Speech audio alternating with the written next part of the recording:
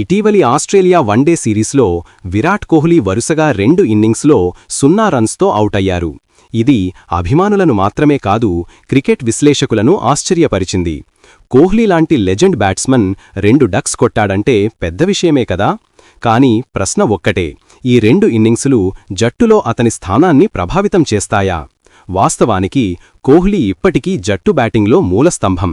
అతని అనుభవం, కాంపోజర్ మరియు పెద్ద టోర్నమెంటులలో చూపించే క్లాస్ ఇవన్నీ అతనిని అనివార్య ఆటగాడిగా నిలబెడుతున్నాయి. కానీ ఇప్పటికీ టెస్ట్ అండ్ టీ20స్కు రిటైర్మెంట్ ఇవ్వడం, కొంతకాలంగా కోచ్ గంభీర్ వ్యతిరేకత చూస్తుంటే ఇవి రిటైర్మెంట్కి సంకేతాలు అనిపిస్తున్నాయి. కానీ విరాట్ కోహ్లీ ఇలాంటివి కొత్త కాదు.